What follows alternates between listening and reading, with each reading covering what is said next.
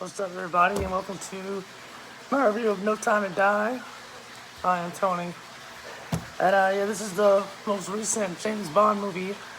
It's Daniel Craig's fifth and final movie in the franchise over like a 15-year period.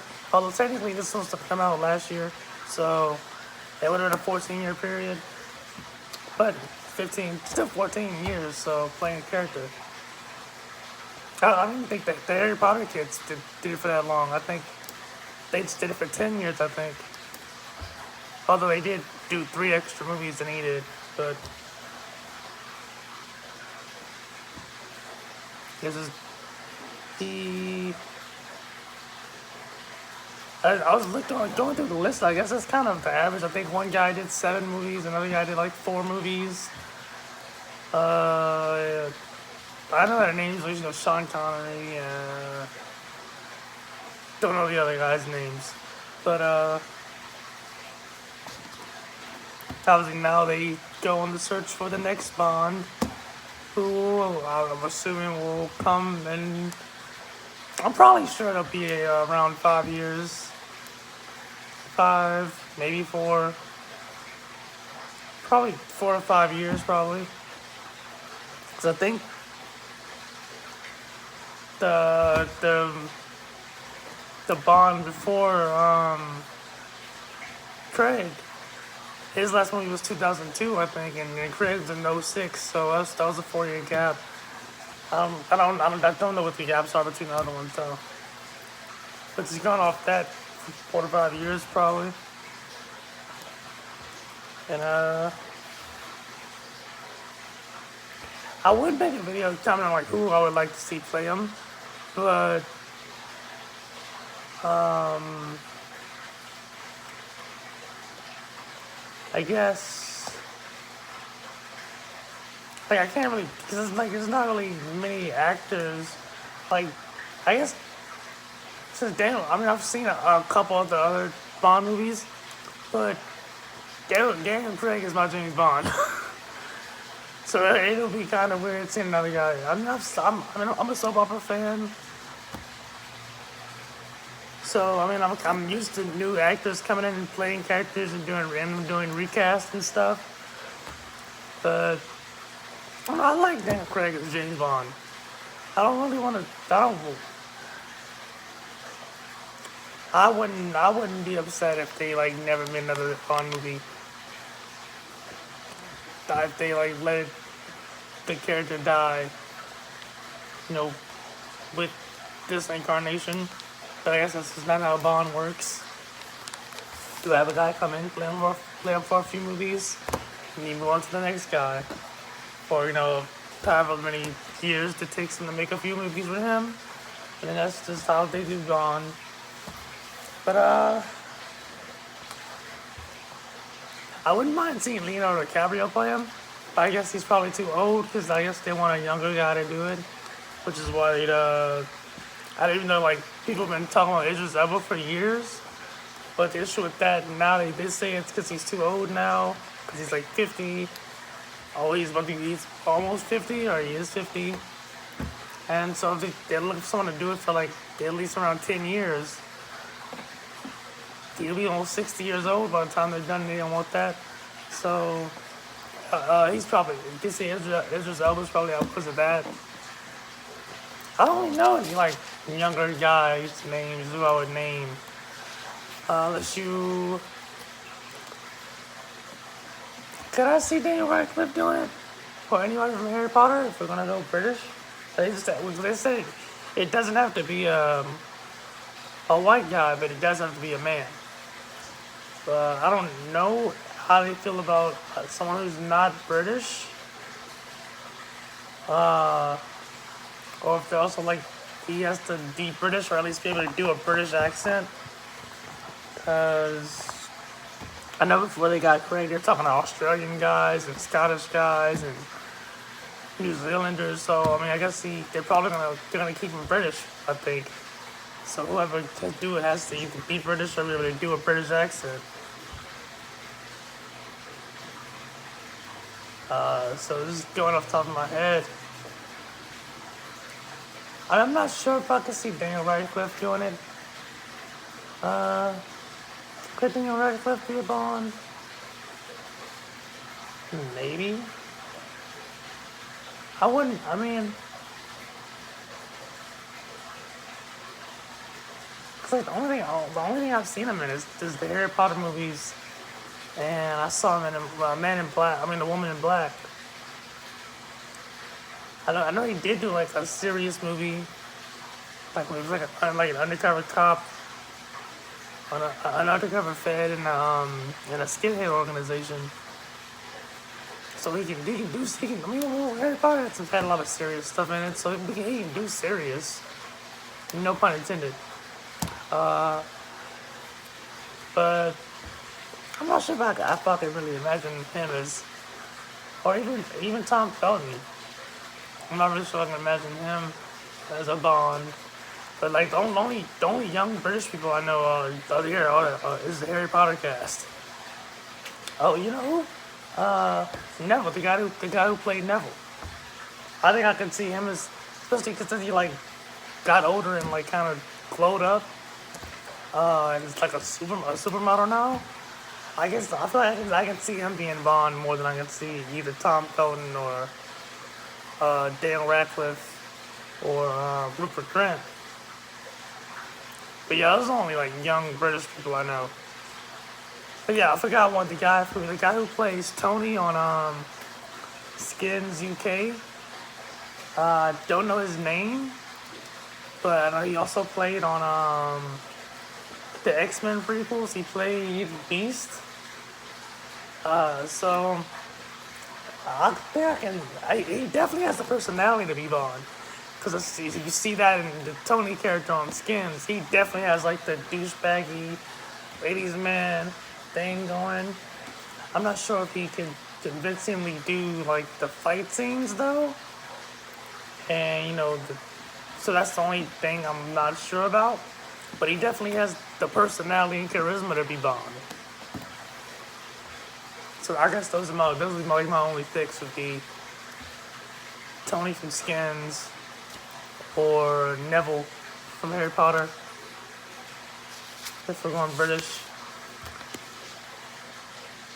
Shit, I might have to make a fucking video because they said he could be black or Indian, Chinese. He can be any ethnicity. So that's a whole video in and of itself. I'll say I enjoyed the movie. It was nice to watch. It was 2 hours and 45 minutes long, but that time flew by, which is always a good sign that the movie was good, and it didn't drag or anything for me. But I wasn't like blown away by it. I wasn't like it felt like an end, but not like an explosive end. It felt like they didn't want to go out like just blowing stuff up with no substance, I guess. Like it was enjoyable, but not as fun as Skyfall or Casino Royale.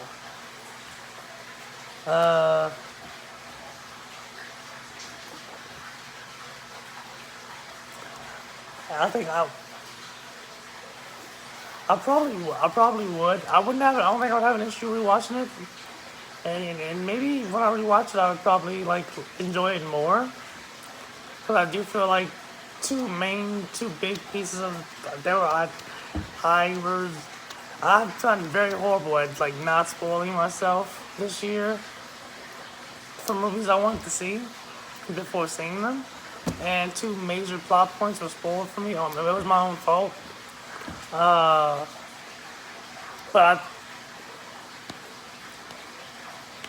I mean, I'm not sure if I had known it would have really made that much of a difference.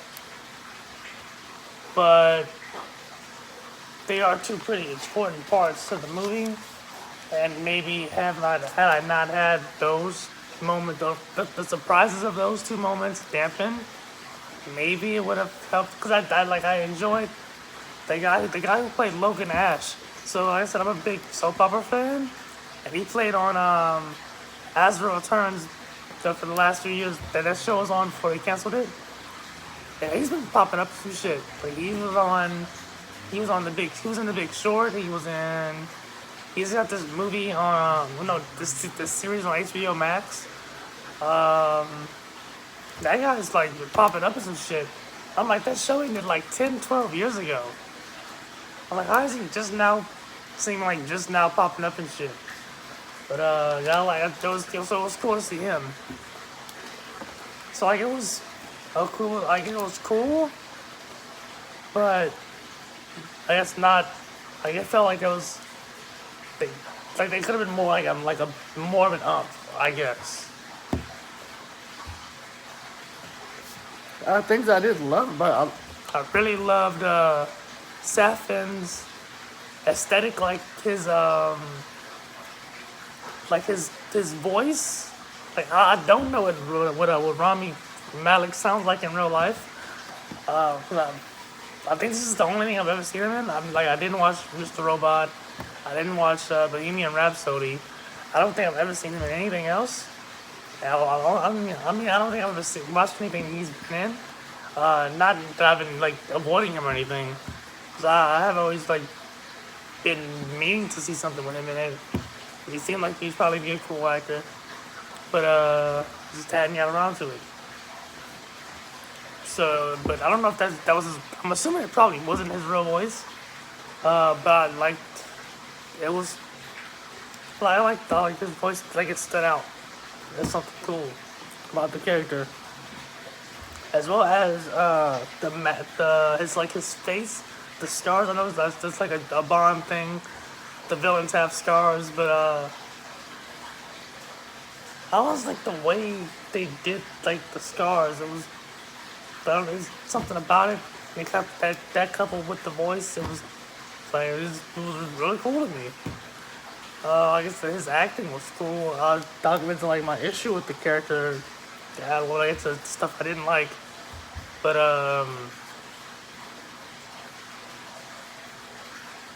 yeah, I would say, wish she had worn that mask more, especially after he gets shot, and with the mask on.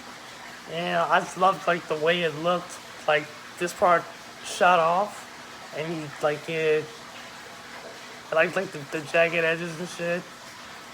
I thought that was a really cool look, and I kind of wish he would have worn it more.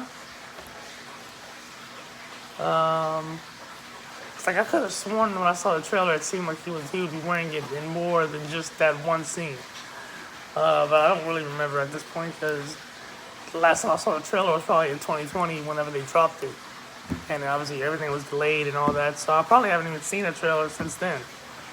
I had thought he would wear the mask more. And I thought it was cool. I thought it was a cool look. Not that, but like I did like the way the scars on his face though. Um, One thing, I was really confused about Madeline and Safin's age difference. Uh, Cause I'm like when in the scene in the beginning. I guess this is where we're about to get into spoilers. So yeah, obviously if you haven't seen the movie yet, this spoilers are coming. All right, so in the first scene of the movie when he goes to kill her dad, and he ends up killing her mom, and then she shoots him in the face and all that shit. I was like really confused about how much older is he supposed to be than her? Because I would even argue that when they're adults, the actress that they got to play Madeline she looks older than he does, than Rami Malek does.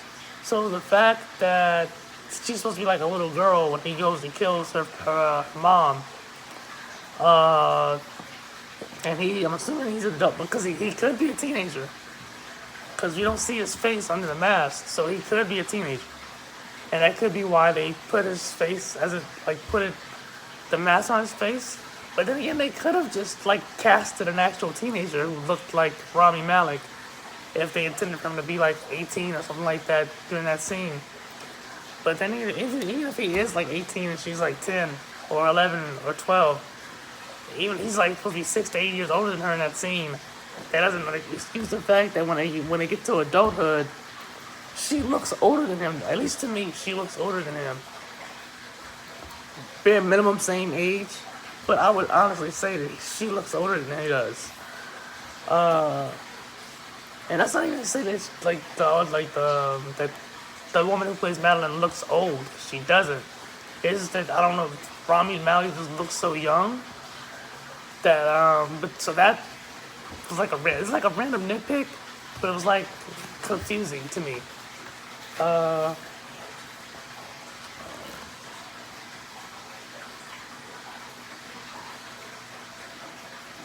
I'm assuming that he's just supposed to be more old, like older than Rami Malek actually looks. He's supposed to be at least 10 years older than her at least. If not 15, but that's just the way they cast it.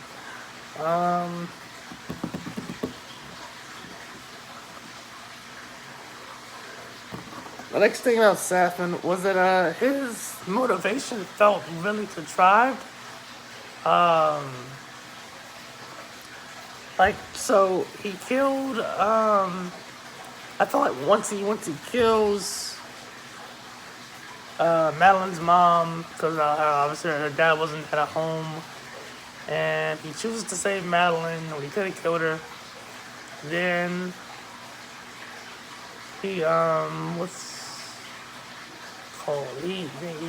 he takes out Spectre, he takes out Blofeld. It's like what this point, like he's done. He should be done. Like there's nothing else. And the reason for him to keep going and to be like, all right, I'm just gonna use this weapon to like kill millions of people felt really forced. Like I didn't really buy it for this character that's even what he wanted. Felt like they needed a reason to keep the story going, so they were like, well, he's just gonna now that he has the weapon, he's just gonna use it on everybody, even though he didn't. I didn't get the feeling he really cared that much beyond getting revenge for his family. So I wish they would have given him a better motivation, maybe even a better story, and overall, like maybe they could scrap the whole wanting revenge on Spectre's story. And even though obviously I know the Spectre aspect ties Madeline in because her dad was Mr. White, but I feel like you could have found some way to give him a better motivation or a better reasoning to continue after he had already gotten his revenge. And then the last thing I want to talk about that I enjoyed, it was bittersweet. All I was able, it was bittersweet. Major ass spoiler, last chance if you didn't see this fucking movie. In like 3, 2, 1. Alright, so Bond dies at the end, and as when I first heard that spoiled for me, because like I said, it was my fault that it spoiled, and I spoiled it for myself. But it almost made me not want to see the movie, because I was like, I'm not sure I want to go and see a 3-hour movie, and at the end, Bond dies. I like Bond, I like this Bond. I didn't want Bond to die at the end. And I'm like, do I really want to go see a movie where he just dies at the end? Even if he is, like, sacrificing himself or whatever.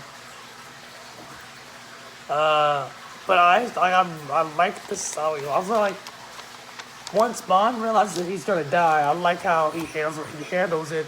I love how he faces death. Like, he's not afraid. He's not, all like crying and shit. He's just like, all right, I want to die. But I want to die on my feet, like staring out at the sunset. Well, I guess it wasn't setting, but staring out at the sun. I'm facing the world, basically. I want to die facing the world instead of just like sitting here in this bunker and just like dropping dead. So I thought that was like really cool how he did that. Thought if he was gonna die, then let him go out like that. Um,